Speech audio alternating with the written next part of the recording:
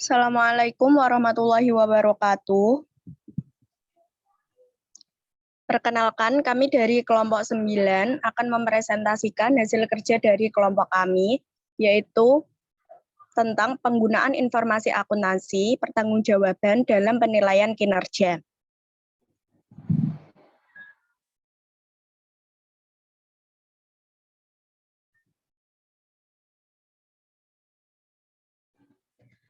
Sebelum ke penyampaian materi, saya akan memperkenalkan anggota kelompok terlebih dahulu, yaitu yang pertama ada Faizatur Rahma dengan NIM 2019-11670.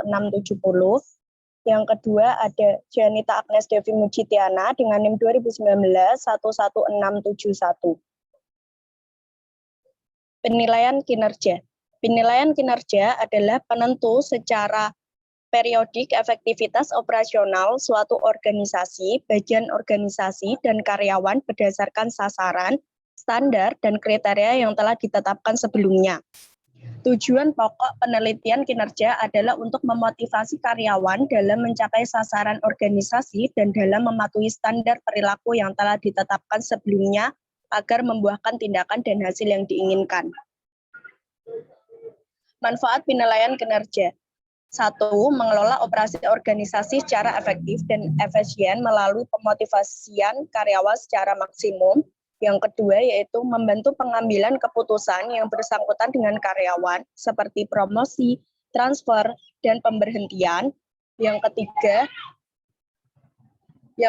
mengidentifikasi kebutuhan pelatihan dan pengembangan karyawan dan untuk menyediakan kriteria seleksi dan evaluasi program pelatihan karyawan. Yang keempat, menyediakan umpan balik bagi karyawan mengenai bagaimana atasan mereka menilai kinerja mereka. Yang kelima yaitu menyediakan suatu dasar bagi distribusi penghargaan. Tahap penilaian kinerja. Penilaian kinerja dilaksanakan dalam 2 tahap utama, yaitu tahap persiapan dan tahap penilaian. Tahap persiapan terdiri dari 3 tahap rinci. 1. Penentuan daerah pertanggungjawaban dan manajer yang bertanggung jawab. Yang kedua, penetapan kriteria yang dipakai untuk mengukur kinerja. Yang ketiga, pengukuran kriteria sesungguhnya. Tahap penilaian terdiri dari 3 tahap rinci. Yang pertama yaitu pembandingan kinerja sesungguhnya dengan sasaran yang telah ditetapkan sebelumnya. Yang kedua, penentuan penyebab timbulnya penyimpangan kinerja sesungguhnya dan yang ditetapkan dalam standar. Yang ketiga yaitu penegak perilaku yang diinginkan dan tindakan yang digunakan untuk mencegah perilaku yang tidak diinginkan. 4 golongan pusat pertanggungjawaban berikut ini yaitu yang pertama, pusat pertanggungjawaban yang sebagian besar biayanya merupakan biaya variabel teknik.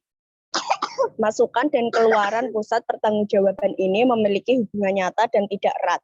Yang kedua yaitu pusat pertanggungjawaban yang sebagian besar biayanya merupakan biaya committed fixed cost.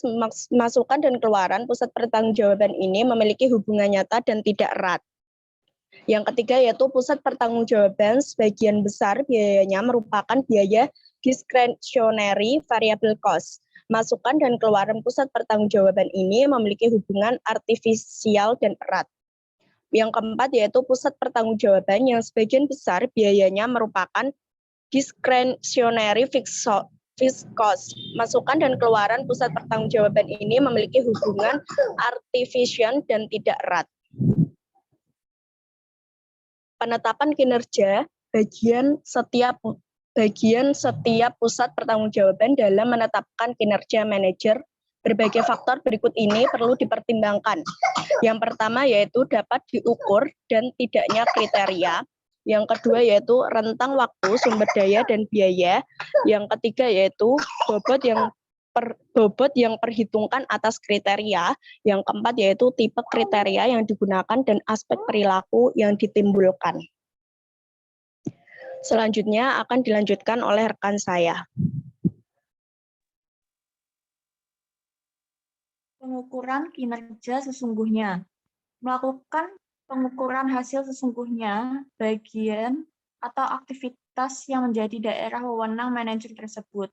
Meskipun pengukuran kinerja tampaknya objektif, bersifat repetitif, dan merupakan kegiatan yang rutin, namun pengukuran kinerja itu sendiri seringkali memicu timbulnya perilaku yang tidak semestinya. Perilaku yang tidak semestinya yang seringkali muncul dalam pengukuran kinerja adalah perataan, pencondongan, permainan, penonjolan, dan pelanggaran aturan.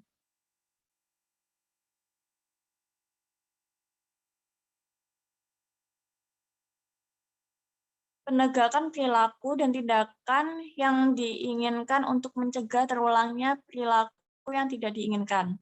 Tahap akhir penilaian kinerja adalah tindakan koreksi untuk menegakkan perilaku yang diinginkan dan mencegah terulangnya perilaku yang tidak diinginkan.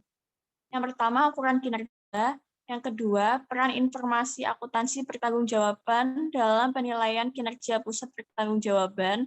Yang ketiga, produktivitas sebagai pengukur kinerja. Yang keempat, aspek perilaku dalam penilaian kinerja dengan menggunakan informasi akuntansi. Ukuran kinerja. Terdapat 3 macam ukuran yang dapat digunakan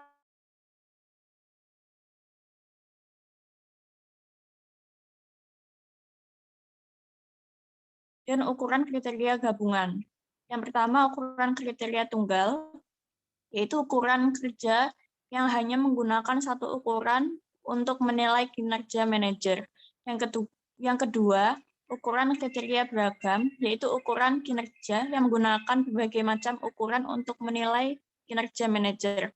Yang ketiga, ukuran kriteria gabungan, yaitu ukuran kinerja yang menggunakan berbagai macam ukuran, memperhitungkan bobot masing-masing ukuran, dan menghitung rata-ratanya ukuran menyeluruh kinerja manajer.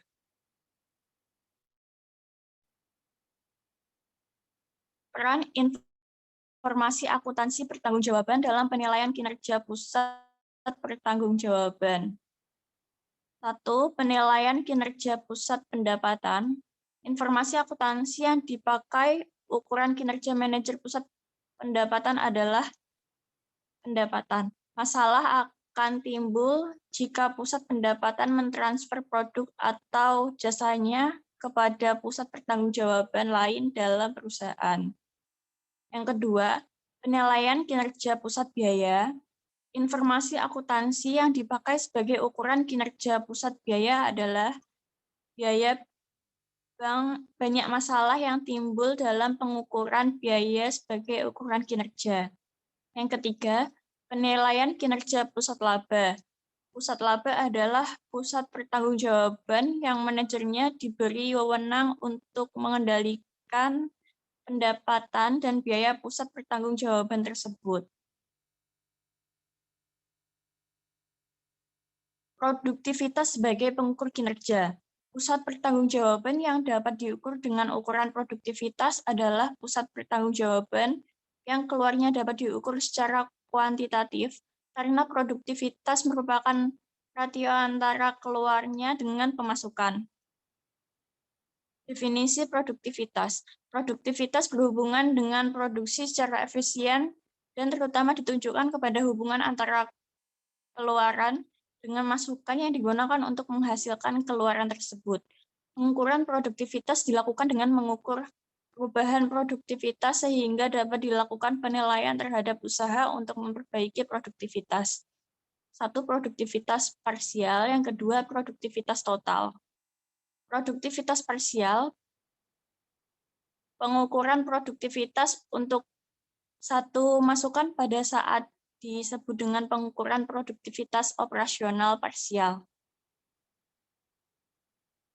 Pengukuran produktivitas secara seluruh masukan pada suatu saat disebut dengan pengukuran produktivitas. Produktivitas total, pengukuran produktivitas total dapat dilakukan dengan dua kondisi, yaitu tanpa adanya pertukaran produktivitas antar masuk dan memperhitungkan adanya pertukaran produktivitas antar masukan.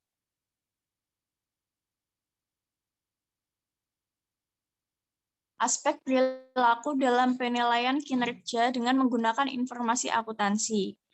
Kemungkinan orang memberikan reaksi yang merugikan dengan disajikannya data kinerja mereka dalam ukuran akuntansi. Alasan yang ditemukan adalah yang pertama hubungan antara struktur organisasi dengan struktur pelaporan keuangan, yang kedua tingkat partisipasi dalam penerapan standar, dan yang ketiga tingkat pemahaman manajemen terhadap informasi akuntansi dan sistem akuntansi.